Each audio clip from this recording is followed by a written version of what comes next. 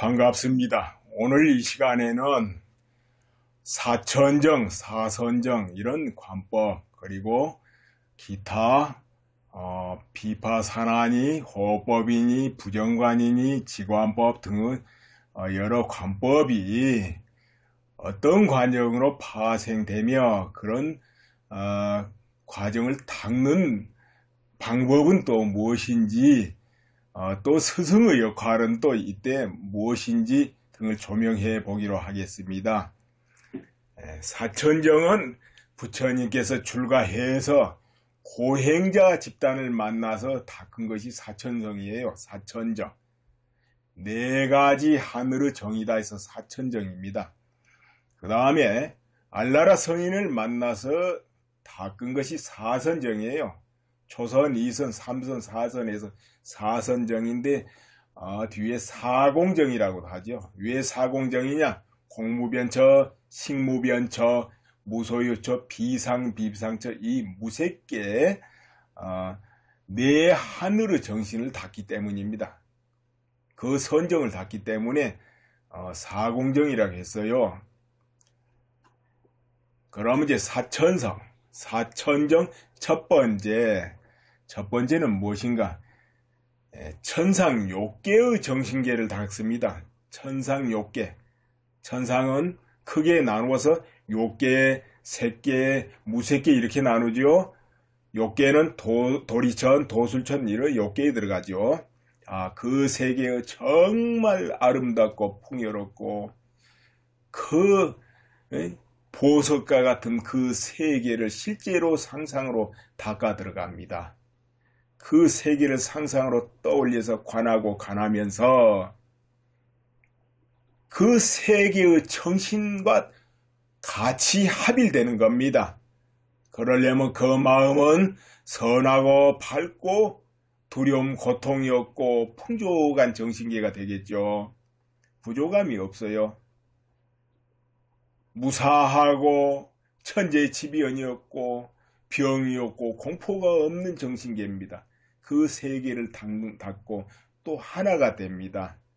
이것을 닦게 되면 어떤 이득이 있겠는가? 우리가 살면서 이 사바세계, 특히 남선부주 인간계에서 두려움과 고통과 괴로움 속에서 이 몸을 유지하는데 그렇지 않고 자기 정신계가 천상계의 그 정신계와 이제 동일시 됨으로써 그 고통에서 이제 벗어나게 됩니다. 이제 그렇게 되면 2단계를 성취했다 이렇게 말하게 되겠죠. 그 다음에 두 번째, 이때는 이제 음욕과 기타 모든 욕심이 점차 소멸해 가지고 일체의 상대적인 감각이 이제 점차 없어집니다. 상대적으로 좋다 싫다 가지고 싶고 욕심내는 감각이 점차 없어져요. 그래서 미세한 욕심만 남기 때문에 물질 또한 이제 미세하게 이제 존재하죠. 이 세계는 여기 지금 색계 이야기입니다. 색계. 범천과 같은 색계. 이 범천과 같은 하늘은 이 욕심이 거의 소멸되어 있기 때문에 어떤 물질 세상도 그림자 형상만 존재해요. 이 3차원으로 존재하는 게 아니고 이 정신세계와 동일하게 닦는 겁니다. 또 그 세계의 아름다움을 또 관찰합니다. 평화와 아름다움과 일없음을 관하죠. 이렇게 상상하고 관하고 하나가 돼 들어가는 것이 이 관법의 목적이 됩니다. 그렇게 되면은 그 당사자가 성취하게 되면 그 자신도 모든 욕심이 상대적으로 소멸하고 몸도 마음도 그와 같은 상태로 돌아가요. 그러면 이 단계를 성취했다 그렇게 말하는 것입니다. 세 번째, 이제 더 미세한 세계를 닦습니다. 광음천과 같죠. 그런 세계, 정신계를 닦는 겁니다. 여기서는 무한히 행복하고 시공이 한없이 넓어지고 걸림이 없고 병이 없고 두려움 고통이 없는 정말 아름다운 원만한 그 세계의 정신계에 들어가서 그 세계를 자기와 합일시켜 갑니다. 집착도 거의 소멸돼서 아주 그야말로 그림자만 조금 있습니다. 그 다음에 네 번째 사천정이 이제 마지막이 되네요. 이때는 미시함도 거의 소멸돼서 이제 공함을 닦습니다. 텅 비어서 없는 공함. 그러나 모두가 실제적인 감각의 물질만 존재해요. 이미 형상은 다 소멸돼 버렸습니다. 공학의 2단계를 이제 성취하면은 사천정을 성취했다 이렇게 됩니다. 그렇다면 사선정, 사공정은 무엇인가요? 사공정, 네 가지가 공한 선정이 사공정인데 공무변처, 식무변처, 무소유처, 비상, 비비상처 여기를 이제 사무색계라 하죠. 천상의 마지막 단계 사무색계. 여기는 물질은 없고 정신만 존재한다는 세계예요. 그래서 수행자는 몸도 세상도 우주도 모두가 공하다는 관을 닫게 됩니다. 물질을 떠난 자리를 닦아 들어갑니다. 이 과정이 성취되면 모든 세상의 두려움과 상대적인 것이 실로 다 공해서 이 상대적인 투쟁에서 벗어나게 됩니다. 그러면 공무변처, 이 공간을 성취했다 이렇게 됩니다. 두 번째, 아주 느낌, 욕망, 이 정신세계 이거는 상대적인 미시한 부분까지 공하고 공한 것을 닦아서 들어가고 또 찾고 들어가서 그 의식이 어디서 비롯되는가 같이 뿌리까지 찾아 들어갑니다. 이 과정이 이루어지면 원도 끝도 없고 의식도 느낌도 텅 비어서 의식 자체가 이제 소멸되므로 식무변처 이 선정을 성취했다 이렇게 됩니다. 세 번째 과정이에요. 본래 시작도 끝도 없고 모든 것이 텅 비어서 없고 고함도 없고 영원히 나라는 것이 없어 본래 얻을 바도 없고 잃을 바도 없다 이렇게 상을 지어 들어가지요. 이것이 성취되면 이제 그와 같은 상태를 완전히 자각하는데 이것을 무소유처를 닦았다. 무소유처 선정을 닦았다 이렇게 됩니다. 네 번째, 오고 감도 본래 걸림이 없고 모두 텅 비고 결정적인 것이 아무것도 없어요. 결정된 모양이 이 우주에 아무도 없음을 자각합니다. 그래서 텅 비어서 오고 감이 자유자재 걸림이 없어. 여기서는 조금 달라지는 거예요. 여기서는 자유자재 움직이되 걸림이 없고 텅 비었어요. 이 과정을 전부 마치면 이제 사공정을 마쳤다 해요. 그런데 뒷날에 부처님께서 말씀하시기로 이 외도 선정 이거는 영구적으로 원초적으로 나라는 근본이 소멸되지 않기 때문에 진정한 깨달음은 아니고 해탈이 아니다 이렇게 단언하시게 되고 멸진정을 말씀하시게 돼요. 멸진정.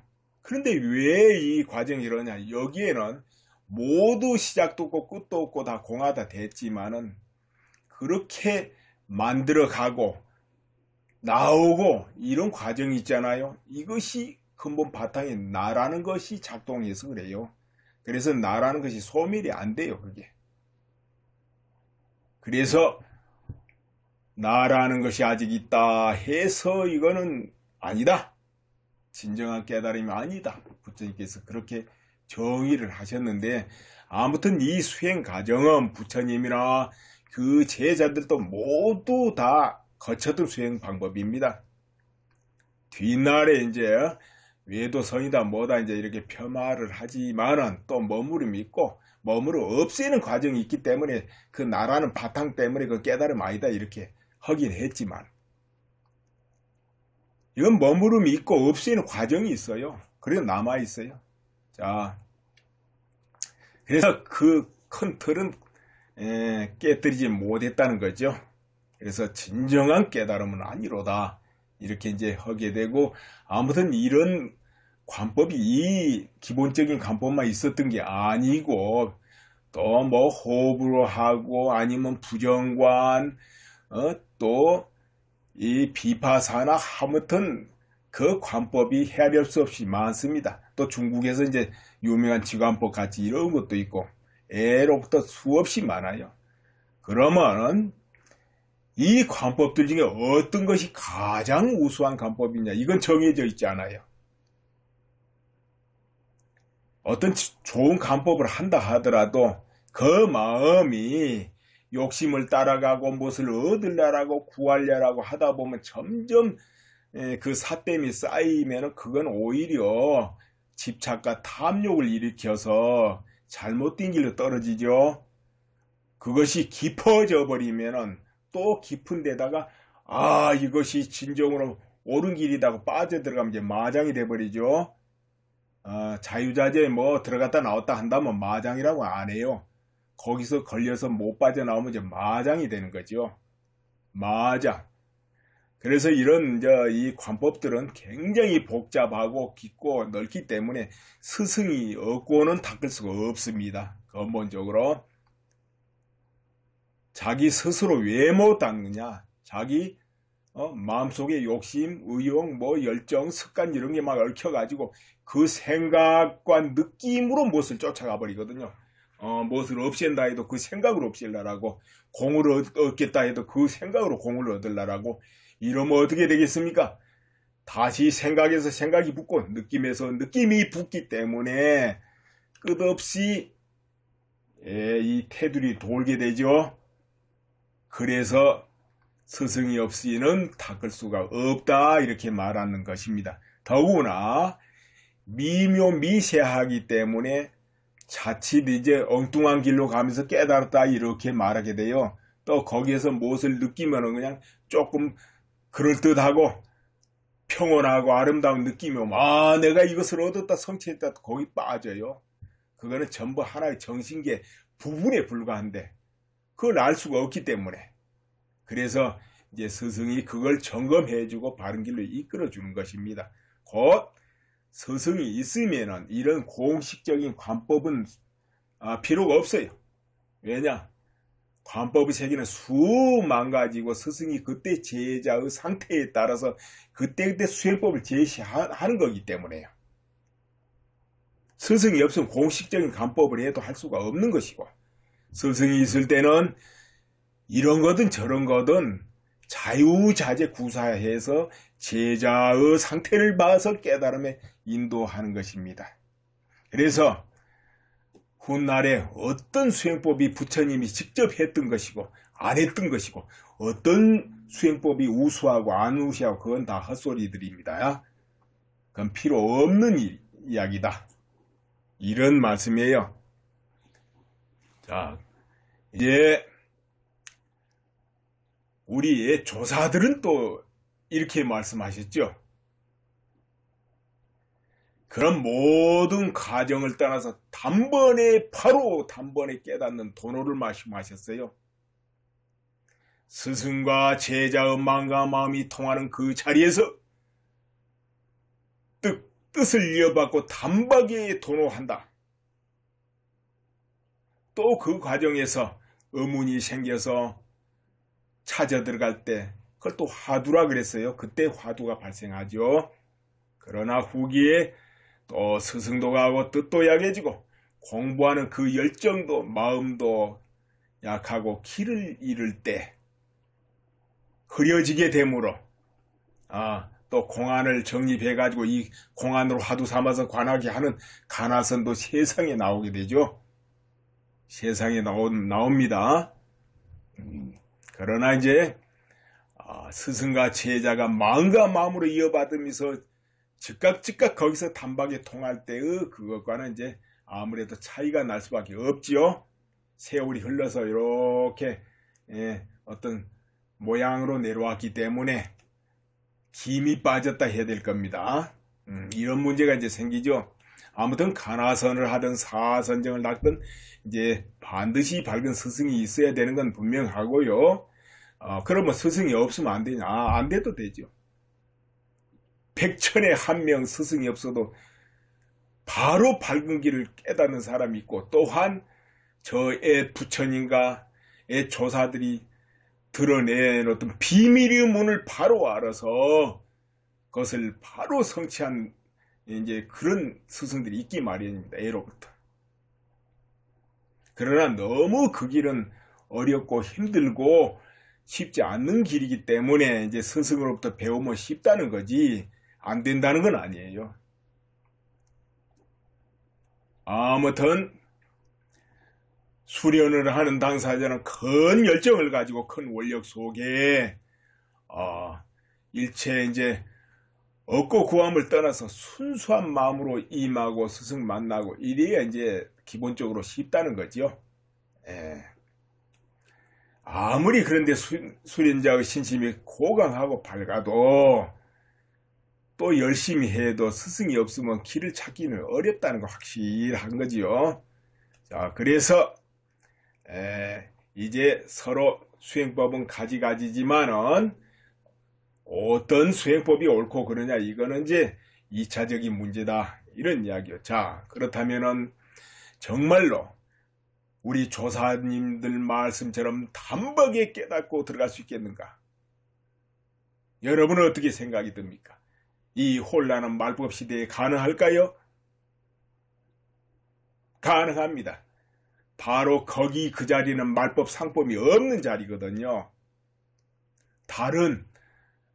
다른 사람과 사람 사이에는 인식의 차이가 있고 업의 차이, 환경의 차이 때문에 말법 상법이 있을지언정 그 마음자리는 말법 상법이 없는 자리입니다. 그렇기 때문에 되는 겁니다. 여러분 담배를 끊어보셨나요? 술 끊어봤나요? 굉장히 어렵죠? 그 담배든 술이든 어떤 데 중독되면 정말 끊기 어려워요. 그런데 그걸 끊을 때 어떻게 합니까? 요즘 또 담배값 올라가지고 끊는 이 많지요? 어떻게 끊습니까? 어떤 이는 점차 이렇게 줄여가다가 또 끊는다는 사람도 있고 뭐 여러 가지겠죠.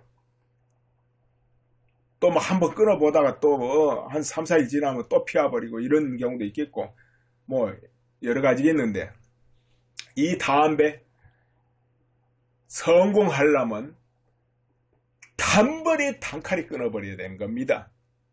그리고 그 방법 알려달라고요? 그거 물으면 단번에 못 끊어요. 그냥 단번에 끊어야 돼요. 이거 그냥 단번 그런 게 이상하죠. 이게 비밀이에요. 그런데 어떻게 그냥 단번이냐? 히트를 좀 준다면은 담배를 내가 피워서 안 피우면 안 된다. 그걸 끊어야 되겠다. 내가 언제부터 피워왔다. 이거 담배 끊으면 힘드는데 이걸 어떻게 참지? 하여튼 담배 이러고 있잖아요. 그거 다 잊어버려야 돼요. 옛날부터 뭐 피워왔다는 거 잊어버리고 그런 적 없다고 생각해야 돼요. 담배 안 피우면 큰일 나니 또 담배를 피우면 몸에 병이 드니 다 그런 거 생각도 말고 잊어버려야 돼요. 담배라 두 글자 지워야 돼요. 마음에서. 그래야지 담배 끊어야지 계속 하면 그게 끊어지질 않아. 왜? 담배란 걸 계속 반복하고 있잖아요. 생각에서 지금 생각하면은 그것이 쌓이고 또 굴러가고 또 덩치가 커져요. 그래서 안 되는 거예요. 담배란 그 덩치는 꿈에 있고 상상에 있는 겁니다. 내 마음에 상상이 있는데 그놈이 그냥 그렇게 힘이 세거든요. 그 힘이 센 이유가 자꾸 거기다가 살을 붙이고 팽이 돌리듯이 이렇게 쳐가지고 뺑뺑뺑 돌리니까 그러는 거예요. 그래서 지금부터 돌리지 않으면 돼요.